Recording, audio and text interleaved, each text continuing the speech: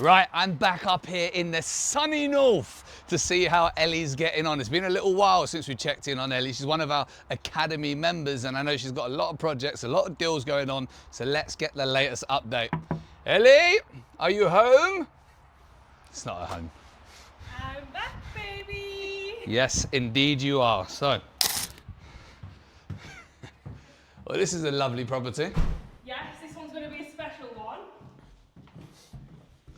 So what's the deal here? What's going on? Because this place is absolutely massive. Yeah, so this is a detached property, 5-bed, 4-bath in Darlington, and we're going to go high-end service accommodation with this one. Wow, so what was this, 2 million, 3 million? Unfortunately not, no. This was actually purchased for £375,000. £375,000, fellow Londoners. Where did we get it all wrong? Right, so this is 300, but that's actually still quite a good deal for this area, Yes, isn't it? Very good. So the purchase on this will be 375,000. Your refurb on it will probably be about £100,000, and then there's comparables in the area for 700,000. Wow, and this was a repossession property? Yeah, this was a repossession. The roofer didn't do the roof very well and done a runner. Well, there you have it. And so this one, you're project managing it, and then you're going to use it as a short-term let service accommodation afterwards. Yeah, so because we already have houses in the area, we know it's really strong rental demand for short-term lets. So this is actually going to be the hot tub room where we're standing. Nice. So we're going high-end with this one because there's nothing in Darlington that really can compare to something high-end that we're going to do. Amazing. I think this is going to be absolutely incredible. You haven't really stopped since you started, have you? So I'm going to go all the way back to the beginning. I want to talk about how you started out for people that are maybe a few steps behind where you are right now that want to get to where you are. And then we'll look at some of the deals, run some of the numbers and look at how you're doing what you're doing. So you were a police officer. Yeah, so I was a response police officer down in Durham Police Force. Your 999 calls, I dealt with them. Nice. And how long were you in the police force for? So I joined the police force when I was 18 and left when I was 22, so 4 years. Wow, 4 years. And did you love it? I did love it, but I very sharply realised that seeing dying people all the time wasn't for me. Fair enough. And so you decided to do something different. And what was the first property strategy that you did? Yeah, so I didn't own my own property. I didn't have a lot of capital to put into it. So my very first strategy was rent to rent. And then from the back of that, I've just grew the business. Grew the business. So rent to rent. And so that's taking a property from a landlord with their permission, using it for short-term lets, in your case, service accommodation. Who did you get to help you along the way with that? So I was having some one-to-one coaching with Helen, one of the coaches in the academy, and she's guided me through the good, the bad, the ugly, and the nicer side of things as well. Excellent stuff. So we went from rent to rent, and then you started doing a bit of management stuff as well, didn't you? Yeah, so that's just been a natural progression, I think.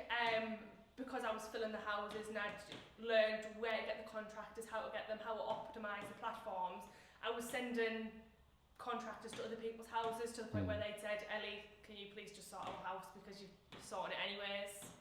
So what do you charge for that? How does that work as a business? So this is a business where Ellie finds the people to rent the properties, so short-term lets, but you charge a fee. So what sort of fee would you charge and how does that business work? Yeah, so my model is I charge 15% of the overall gross profit that they make in, but I literally sort out everything. So the landlord has literally not a finger to lift, and we do the cleaners, the maintenance, the bookings, the check-ins, the check-outs. So yeah, literally that's our business model, 15% for everything all in. Nice, so it's a win-win really. So landlord can bring their property to you where they might normally rent it for less. You'll get them more money, but they don't do any more work. They literally do nothing. So we have another house like this one in Darlington, which had contractors in. It just made £9,000 for the month for some contractors. She didn't lift a finger for that, and she walked away with a nice, juicy bit of money. How much would that normally rent for, do you reckon? On a standard AST, probably, it is quite a big house. I would probably say £2,000 a month. It is in one of the nicer areas in Darlington. Well, they've still got at least double, if not triple, what they would normally make, right? So Can't argue with that. So short-term let management, and you're just in the process of buying a couple of properties as well, aren't you? Yeah, so because of the funds that I've been able to make through the management company, and then I've got my own rent-to-rents that are doing really well as well, there's been a little bit of profit in there to fund a refurb. I didn't quite have the funds to fund the other purchases, so I've gone out to the community and been able to find an investor through that. Nice. So let's go through the deals one by one. The first deal, which is quite exciting, you actually won during our Academy event. It was at auction and the event was midway, and you won that bid at auction during the event, which is a nice highlight of the day.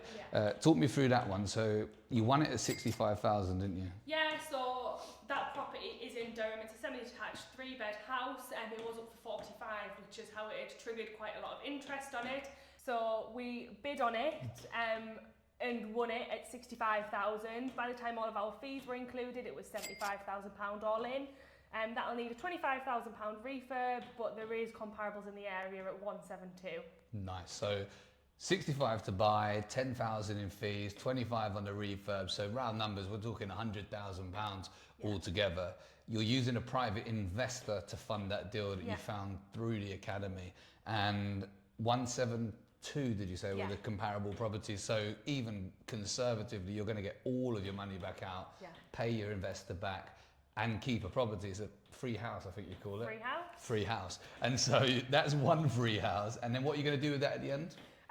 So that one is going to run as a serviced accommodation.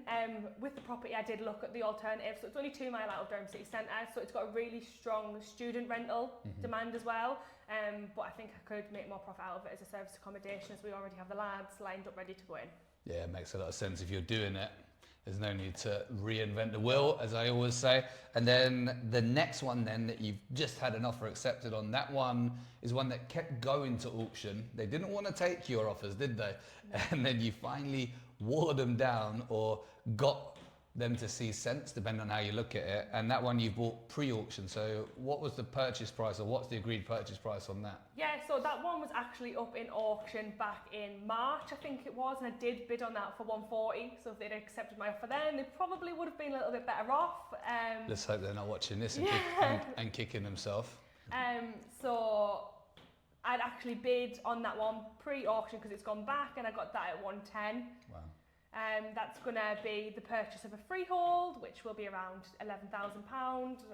So you're talking 121 all in, with GDVs looking at 165. So 110 is what you got accepted now. You bid on it already for 140. You guys should have took that bid, you silly sausages. Anyway, 110, you're buying the freehold for 11k, and then what was the comparables on that one? 165. 165. So you got that was 3 doors along, that one, was it? Or was that the other one? No, that was, the same street. I think it was number 2, we've bought number 4. So just the same street, that's next door? It's a big detached house, so... Understood, so not next door. Next Anyway, moving on. So 110, 11k for the freehold. So a lot of people think you have to wait 2 years before you can start buying freeholds or extending leases when you first take on the property. But that's not the case anymore, is it? No, so that was the case until 2024, when there was some new law brought in that basically says that the leaseholdee has to give you the option to either extend the lease or buy the freehold. Absolutely. So it's getting easier and easier, quicker and cheaper gradually to buy leaseholds and freeholds. So since the Leasehold and Freehold Reform Act 2024, which has received royal assent, you can now, and these parts are being phased in, but this part's already in, extend the lease or buy the freehold straight away. You don't have to wait 2 years anymore. And so buying that freehold now is actually better than extending the lease, really, isn't it? Yeah. And not much difference in cost. And so that's going to allow you to refinance your money out of the property. And what are you going to do with that one? See if you can guess. So free house, and we're going to run it as a serviced accommodation because we already have lads waiting. Cool. So that's another free house. That's 2 free houses You're going to have 3 free houses soon, without a doubt. So that one's going to be another service accommodation with contractors in it. Any idea how much you reckon they'll generate in terms of profit once they're set up? Yeah, so we already have a site in place in Durham, and 2 houses that I've already got as a rent to rent. They're currently making, I think it's £3,000 a month on them. One's a 4-bed, one's a 3-bed. So yeah, you'll be talking, by the time you've got your mortgage and things, there'll be a nice little £1,500 profit in there easily. Amazing. This is the difference. I'm just going to stop for a moment and talk directly to you. This is the difference between going out and getting an education and understanding how to invest in property and people who are trying to save a deposit and they can't save it as quickly as the property values are running away, so they can buy a buy to let and still be stuck in their job making 50 quid extra a month from that buy to let. The difference here is Ellie's not using any of her own money. She's using high cash flowing strategies and she's getting free houses. I don't know how much more you could possibly need to hear to get off your backside and go and do this. What if someone wants to do what you're doing? What's the first step for them? Get yourselves educated. Like, you don't know what you don't know. What's the worst that can happen? You go back to work in the job that you were before.